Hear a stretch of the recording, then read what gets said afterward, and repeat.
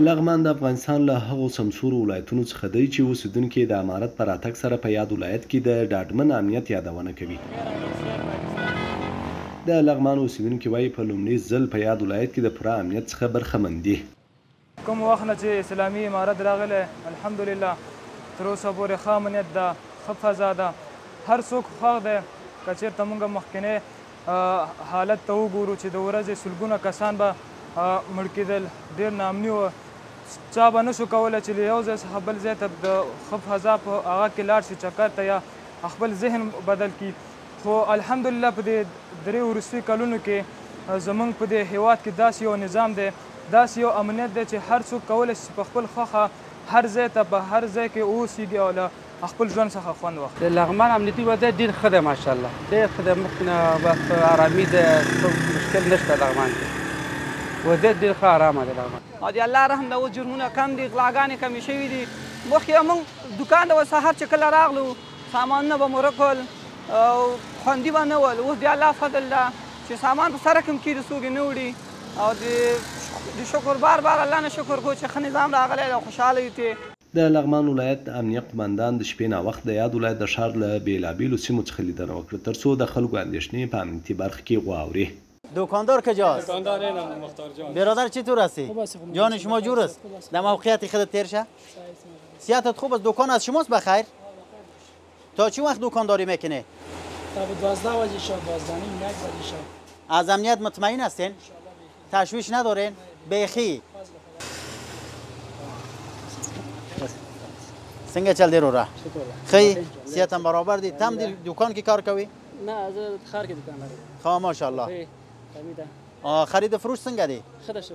امنیت سنگه دی در خار؟ بیخی مطمئنیه؟ ست تشویش خنه لره؟ نه هیچ خبر نشته. الحمدلله. درخ. رور جان سنگه خی صحتم برابر دی خیه. همده چک پوینت کی وظیفه لره؟ ها دلته دی ماشاءالله درخ. امنیه قمندان لغمان ته په راتلونکو لارو له چک پاینټونو څخه هم لیدنه وکړه ترڅو د موټر چلوونکو سره د امنیتي حالاتو په تړاو خبرې وکړي. از کجا آمدین برادر؟ از ما کمالپور. وضعیت امنیتی چطور است؟ خوب است. رویه سربازا در چک پوینت ها خوب است؟ خوب است بسیار. راضی هستین بخی؟ بسیار راضی هستم. ما چه خدمت کنیم؟ ما چه خدمت کنیم؟ بخیر بودیم.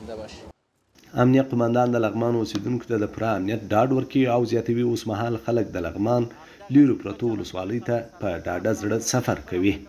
وضعیت امنیتی در ولایت لغمان کاملا نرمال و منظم است الحمدلله. از مرکز ولایت لغمان تا به ولسوالی ها و تا به نقاط دوردست ولسوالی ها در رابطه با وضعیت امنیتی ما براتان اطمینان میدم. برای مقام ولایت، برای وزارت امور داخله اطمینان میدم و بالاخره برای حلقه رهبری امارت اسلامی که وضعیت امنیتی کاملا در ولایت لغمان نرمال است و اینجا هیچ مشکلی امنیتی وجود نداره. دغه راز د لغمان اوسیدونکي وایي په یاد ولایت کې د جنایي جرمونو کچه راټیټه سوې او د شپې تر ناوخته پورې خپل کاروبار کوي. د لغمان امنیه قمندان بیا په یاد ولایت کې د جنایي جرمونو د کچې د ټیټوالي په تړاو داسې وایي. سطح جرایم جنایی در ولایت لغمان نسبت به سالهای گذشته خیلی متفاوت است. خدمتتان یک موضوع را به عرض برسانم که حتی از وزارت داخله یک روز برای ما زنگ زدن که شما چرا راپوری امی قضایای جنایی را برای ما نمیدین؟ آیا راپور نمیدین یا اینکه سطح جرایم جنایی پایین آمده؟ ما در جوابشان گفتیم که در رابطه با راپور مدیریت جنایی قماندانی امنیه ولایت لغمان در رده‌های بالا قرار داره.